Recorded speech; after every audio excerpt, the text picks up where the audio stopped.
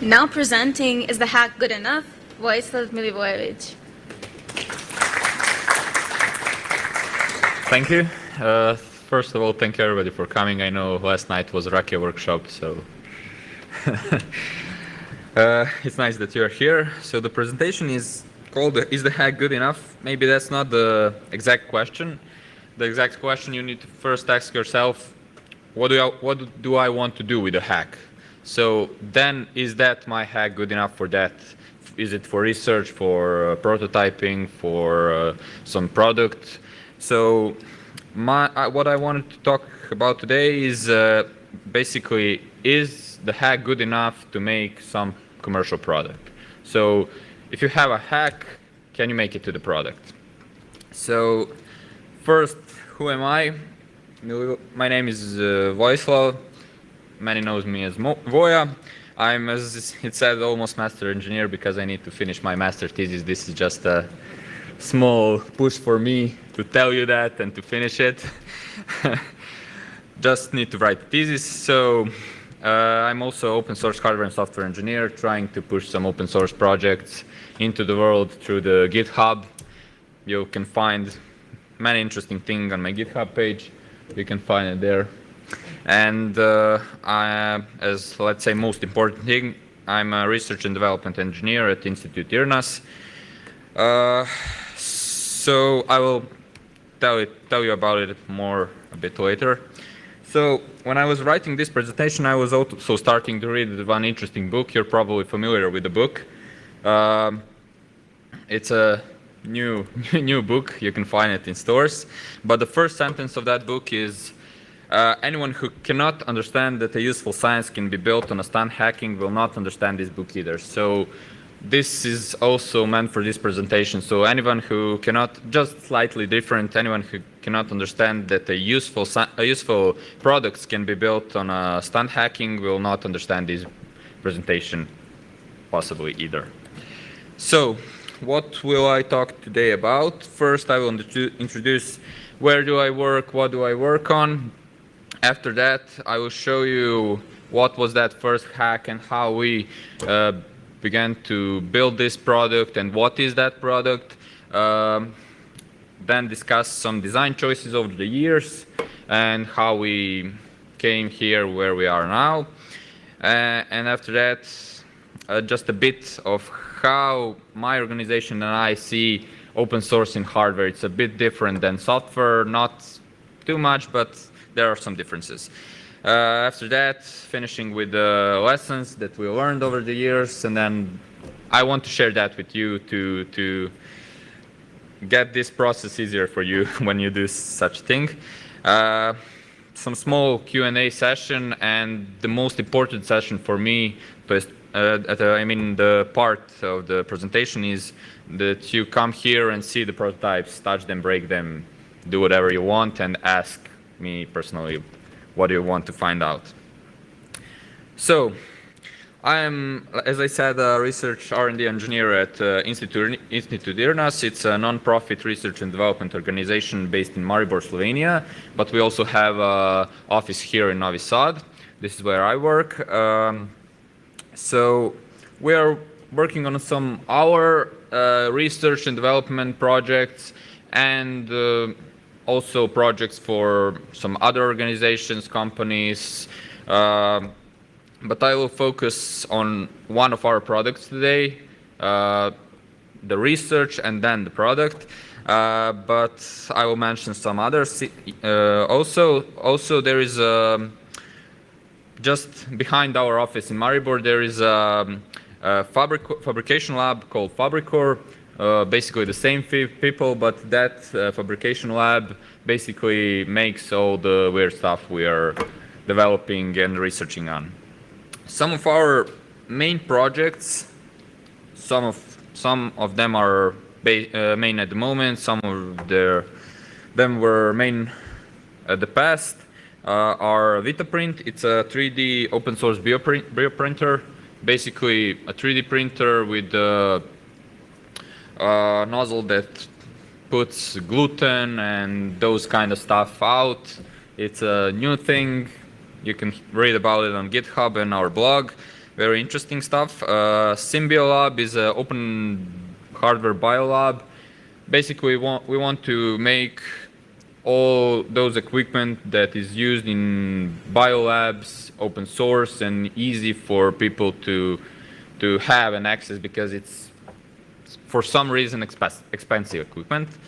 Goodenough CNC, it was affordable manufacturing toolset based on 3D printer and CNC that can fit in a suitcase and be shipped everywhere in the world.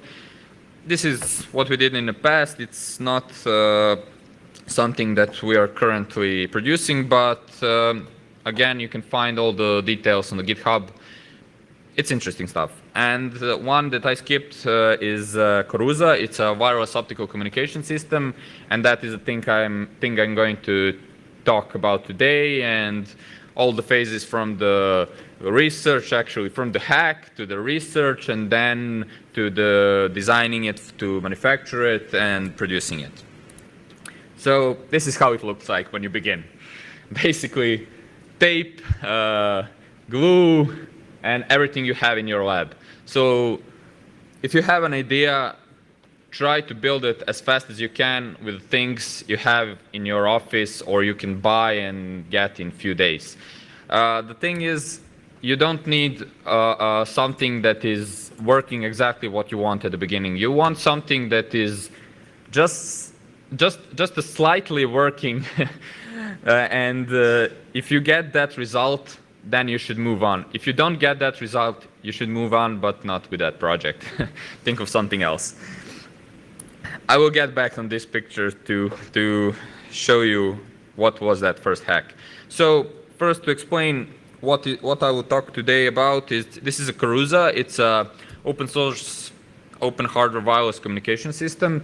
Basically, like you see on this picture, you have two units shooting laser at each other, and at distances 100 to 150 meters, over 1 or 10 gigabits per second. Basically, it's a wireless optical cable. So the main reason to producing this was to overcome some gaps in the especially big cities, urban areas where you have a lot of Wi-Fi and you have a problem with congested spectrum with the radio signals.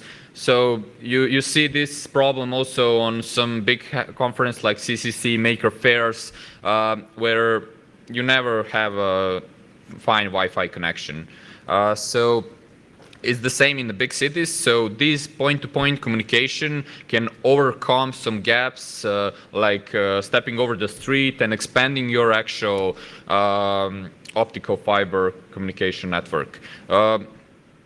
It's especially interesting because sometimes in these cities it takes a lot of time and a lot of money just to put the cable under the road. The goal is eventually to put that cable under the road and have everyone have fiber to the home, but until then, this is, I think, good solution. This is just a picture showing how we imagine to use this system. Like I said, light speed networking, no cables, no congestions, and 10 times cheaper. That is what we want to achieve, because in the past these free space optic FSO systems existed, and when you say FSO, that meant $10,000, $20,000. They were really expensive, and that was mainly because of the equipment, and the parts they use were custom parts. So that is always expensive. So this is a nice picture of timeline, how we did it. It started in 2012 from an interesting idea. It started basically all over the world, from London, Kyrgyzstan, and Slovenia. The interesting thing was we started, it was a research paper at the beginning, then evolved through some phases and generations of prototype. And now this is in 2016, not the last one. You will see also the last one, but that was the last one for the testing. As it says, we kind of pioneered the use of commonly available parts to create low-cost effective solution, and in a minute I will tell you about that. So here we are back at the first prototype. So just the tape, glue, and some spare parts. This gray box which you see here is a media converter. You're probably familiar with it. So it's basically you have a power, you put Ethernet cable in, and on the other side you get the SFP module connector, and the SFP module is a thing which converts electrical signals to optical signals. The thing we realized is, okay, let's try to use SFP modules without optical cable. Is it possible? So we put this together. This golden thing on top is a green laser for pointing, and the black thing is just lens for collimating the beam. And this first prototype could do it for 1 second at 1 gigabit per second over 100 meters. And that was enough for us to continue. So basically, after putting it together, it all broke down because it was not usable. But then we realized, okay, it's a nice time. We have now 3D printers, nice little things. So let's use that and like a glue, for all those parts. As you can see here, just few 3D printed parts, and now we have something that is working, but it's not something that you can reuse actually, because it wasn't that stable, but it was good enough to prove that this device could work longer and more efficiently. Well, we 3D printed some parts and thought, okay, this 3D printing is nice, so why don't we just 3D print this device? And we did that. And don't do that. That's the point. Because if you want to 3D print a big chunk of parts, it never ends up well. You spend too much time, and at the end you need to adjust them and put them together, fit them nicely, especially for the precise products. And that's not good. So again, it was just evolving phase. We learned from it and go on. This 3D printing technology was really interesting for us. So we say, okay, let's try to build our own 3D printer. We liked all the 3D printers, but we didn't like, because some of them had some parts that you can only buy from manufacturers. So if you want to build it, okay, you can buy everything at the internet or anything, but still some dedicated parts you need to buy from them. And that was not okay for us. So we built the 3D printer that you can basically build anywhere because it was commonly available parts. And this was, then we learned that we need to use as much as more commonly available parts to get this product really cheap. So while we were designing and building this 3D printer, it was nice because we learned some things and saw some things that we could use actually in our new prototypes of the Karuza. For example, these spring couplers were great. As you can see, they now connected the motors to shafts in our different product.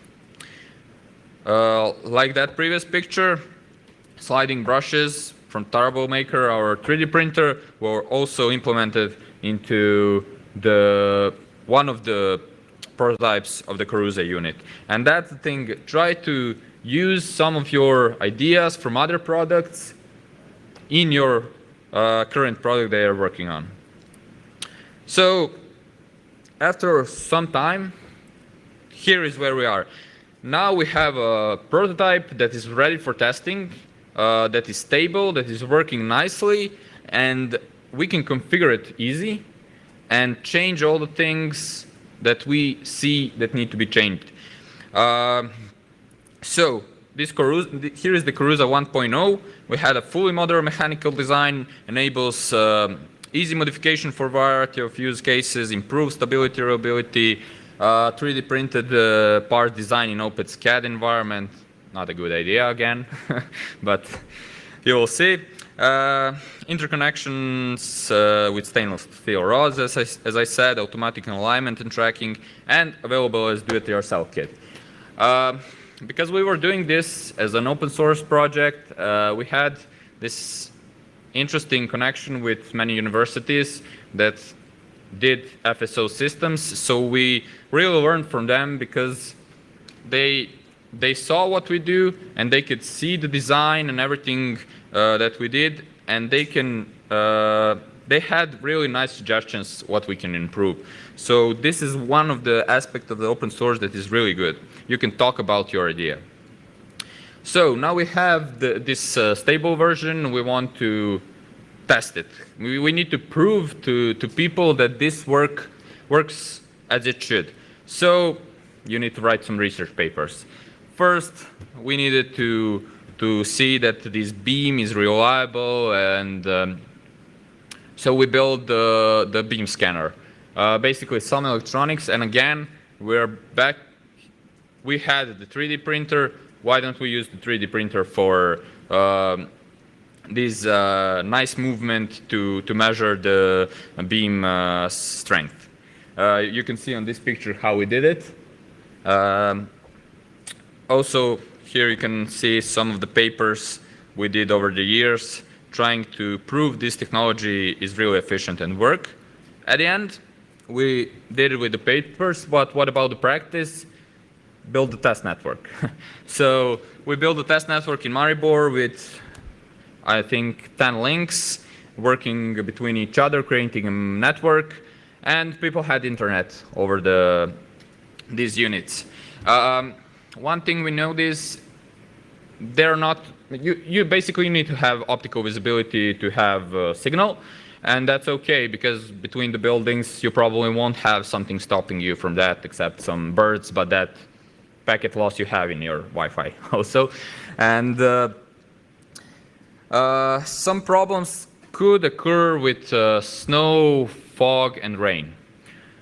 After a while, we saw that snow and the rain are not that problematic because even in a dense snow and rain, you can still see basically at these 100 meters. And because of the parts are really big, it's not a problem for signal to go through with the full strength. But the fog could be a problem because, you know, the fog, few meters, you don't see anything, and it's really dense, and there are a lot of small particles. So how to test the fog? Again, do it yourself, build a fog tunnel. So we find a factory, 50 meters long tunnel in an old factory, FAP was made there. So basically we built the tunnel, you can see it here, with plastic cover, have some fog machines to produce fog and test it. Again, write a research paper, and we saw some rule of thumb that if you can see that other spot you're looking for, or that other unit, then you can basically shoot at twice as that. So this was good enough for us to say for this particular distance up to 140 meters, this will work in any case. Okay, this was finished, so let's sell this. Does anyone want to buy this? And this is, let's say, professional product, because somebody who wants to buy this is probably some operator or internet provider or something like that. But when you come and say, okay, we have a really cool open source project, they say, oh, open source, okay. Then you say, oh, you see all the design files, it's 3D printed, really cool. Oh yeah, 3D printed, nice. And they don't call you back. So we then realized we need to build a real professional product that is designed for manufacturing and Again, easy for them to set up, easy to maintain, cheap to produce. That's for us. And we realized we need 1 and 10 gigabit version, but I will talk about also that a bit later. So we started building the final product that you can see on this picture. Like I said, 1 and 10 gigabit version, we had a 1 gigabit version with our previous system and it worked fine, but we thought about it, you have radio links at 1 gigabit, they're decently priced, a bit expensive, but they're okay. But 10 gigabit versions are really expensive.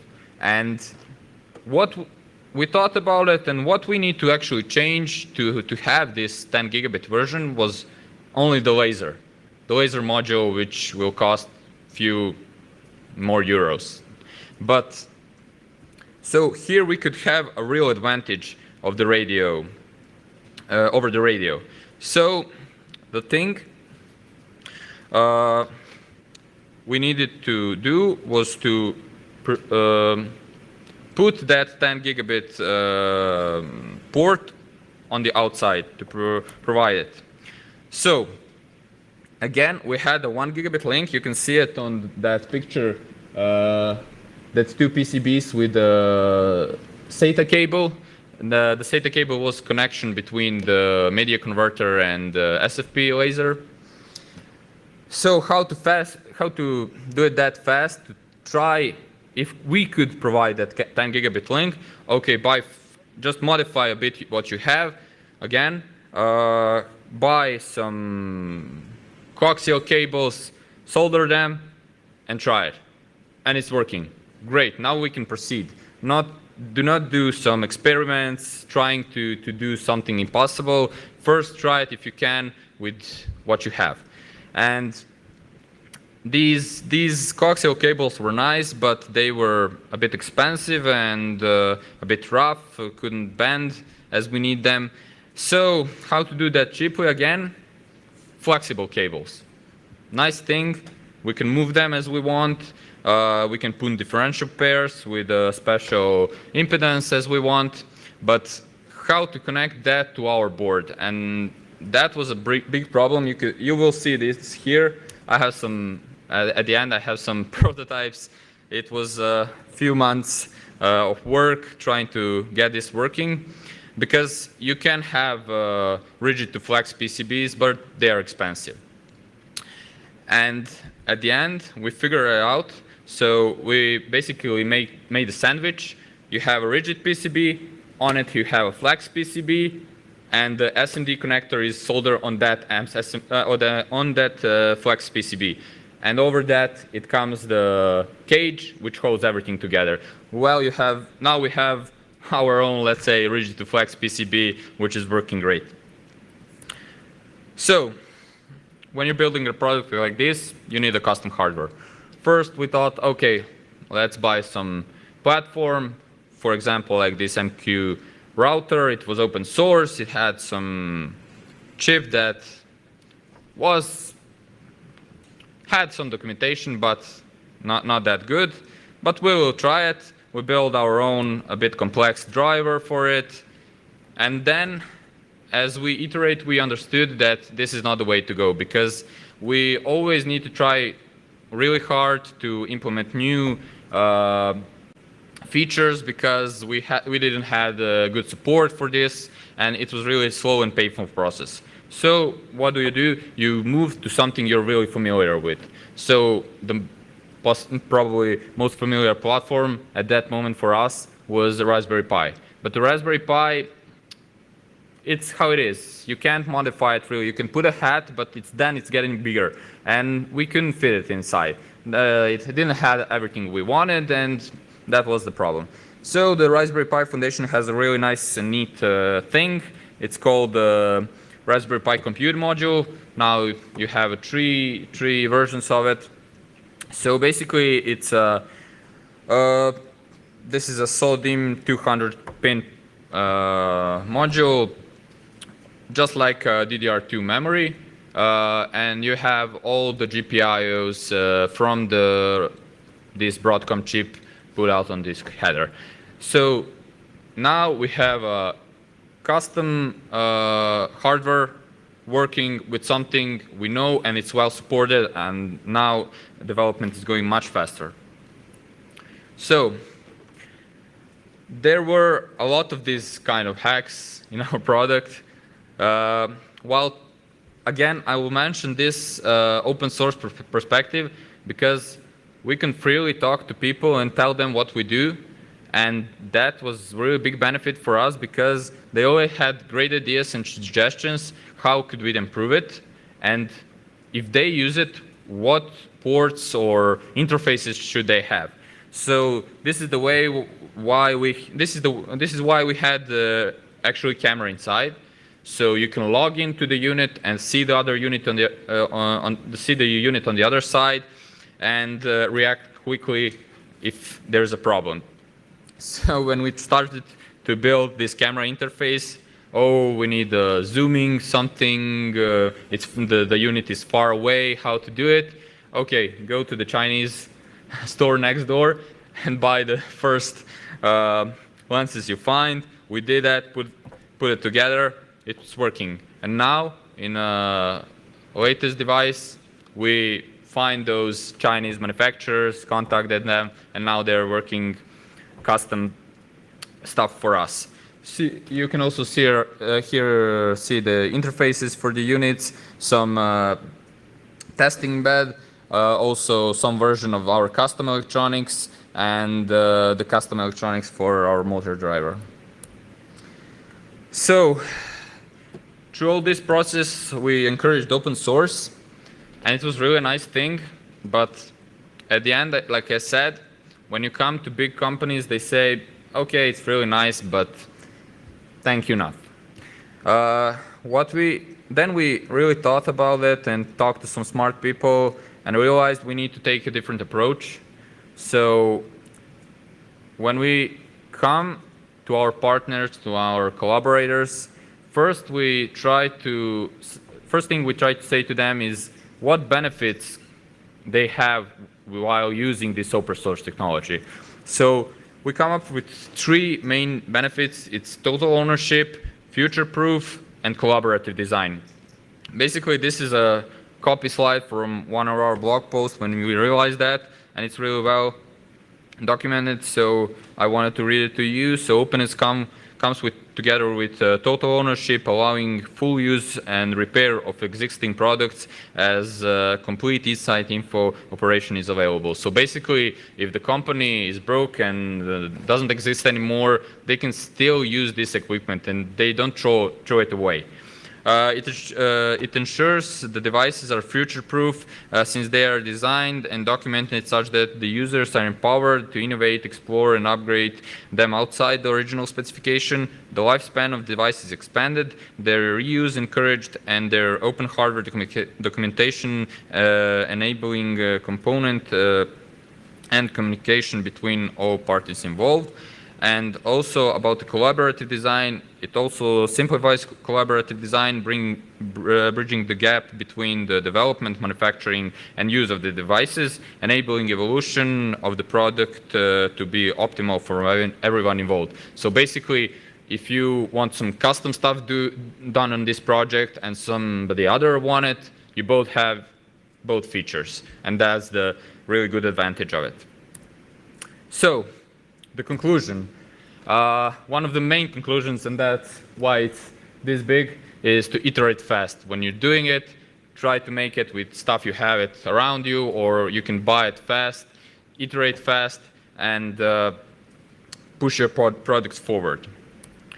And through each of these iterations, some of the lessons and guidelines for open hardware design were expect unexpected uses and support them, because you never know where they will let you. Modular is to simplify, because if you are putting like same connector everywhere, or you have a similar interface, you can always reuse those components and have, again, rapid prototyping of some other products. Always add as much as you can debugging features, so it will simplify your life. PCBs are cheap, so don't make them smaller. that's the case when you don't have to really make them smaller. But again, I didn't put it there, but again, silk screen, it's a thing you read on PCBs, all those letters, they are not paid by each letter, so documentation, put it as much as you can on the PCB. Document each iteration so you can learn from it, and you can really, really learn a bunch of stuff from those documentations. And use serial numbers and checklists. They will, again, make your life easier. So thank you very much. If you have any questions, you can ask them now or later, because after this Q&A section, please come here to see all the prototypes and we can discuss them. Right. I don't know what the output power of the laser is, but what are you doing for eye safety? Yeah, this laser is around 3 milliwatts, so, and it's eye safe, and it's in range of 1,300 and 1,500 nanometers, and that is also in the range where it's much safer for the eye, for the signal not to get behind the first surface of the eye. Hi. Did you foresee the case of anybody else trying to, perform the denial of service to the receiving device? For example, if somebody else flashes another laser and effectively blinds the receiver with a bogus signal, trying to prevent the communication between those two units. Okay, I understand. Well, basically, this device is just a fancy cable, you know. You put your data in, it's layer 1, you get your data out. And this connection between is safe because, first of all, you need to be really precise because this beam is 3 centimeters wide. You need to be really precise to find that beam between these two units. This is the first thing. Then these units, I will show you just a sec. So you see also one big lens. This is for transmitting and receiving data. The one smaller lens underneath it is for the camera. And the two lenses are slow baud rate links, so the units can talk to each other. So if the units don't talk to each other, they know something is wrong. So they will say to you and send a notification, okay, there's a problem, somebody is jamming you or something is happening. So it is pretty safe. If it's happening, you will know it right away, and probably that person, not probably, surely that person cannot receive that signal because it's too small.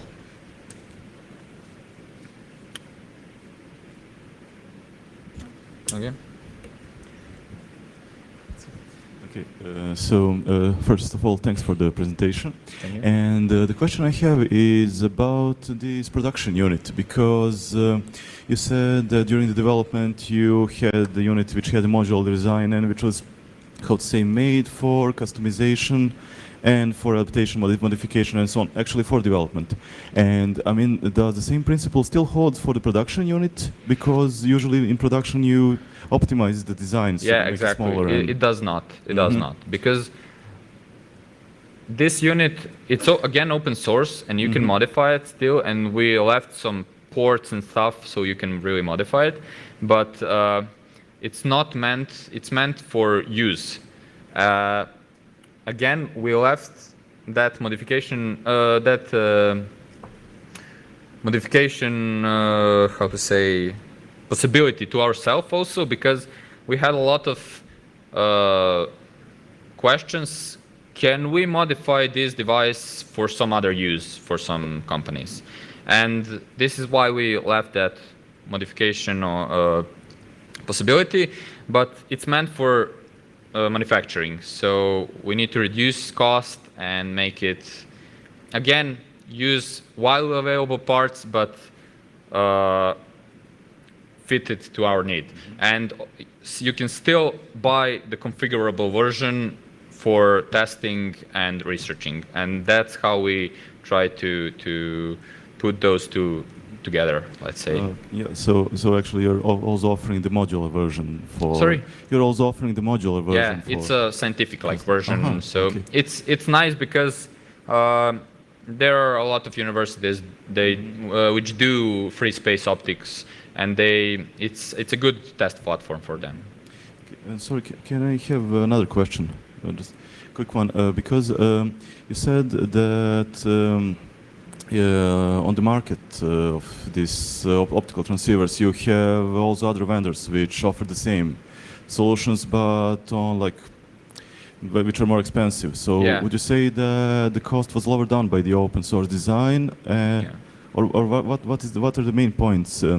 If you could maybe reiterate or explain to making this your product cheaper compared to the other. Well, I think the main thing was that first hack. So basically, these SFP modules, they produce them in millions. It's the most, not the most, but the common thing when you come into the server room or something like that. So if you have that, and that is the most expensive part, believe it or not. So in all those other products, this receiver and transmitter optical is most expensive part. So this is the thing where we managed to lower our price really down. Okay, well, great. Thank you for answering. Thank you. So you said that it's impossible to receive the communication from the beam, Yeah. but in a fog situation, the lights get scattered by the fog. Isn't it possible to read it from the scattered light? No, not really, because maybe I'm not the right person to answer this question because I didn't do the research about the light, but I will get back to you on that for sure. Just leave me the contact after. Hi. First, congrats on this excellent product. It looks really great, and specs are also amazing. You mentioned something about contacting operators. Yeah. Could you please tell us more about your experience with getting the product on the market and the obstacles you faced? So a little bit more on that.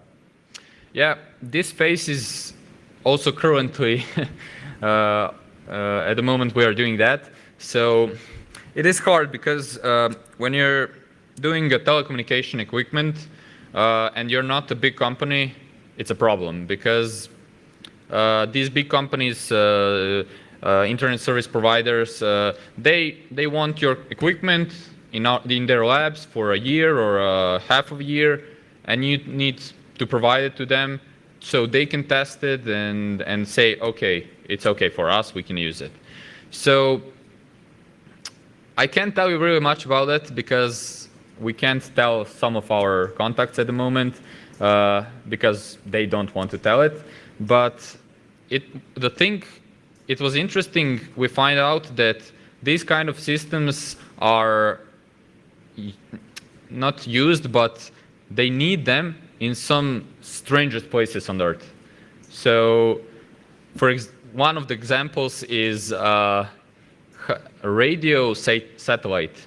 So you basically, in the middle of nowhere, you have a bunch of antennas, and you receive the radio signals and make some radio image from the space, and you need to connect those antennas, and you can't use any kind of radio because it will disturb your really low signal strength.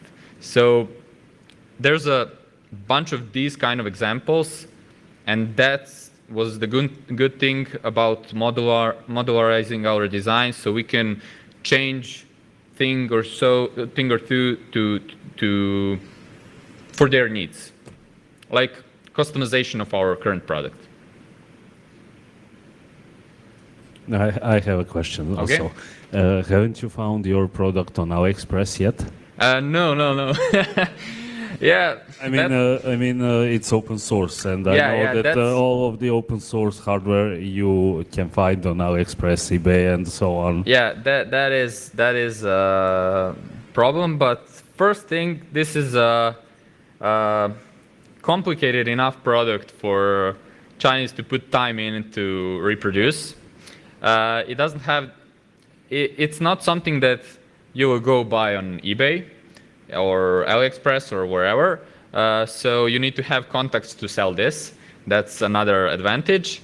And if they do that, it would be great because it would be then it would be more cheaper and we could produce more cheaper and sell it. So Okay. that's the thing. Any more questions? Yeah.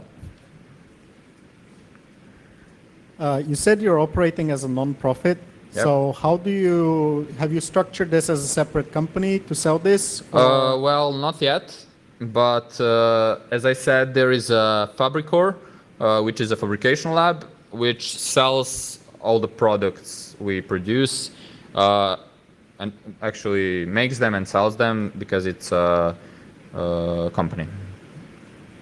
That's the one non-profit and one profit organization. Any more? Okay.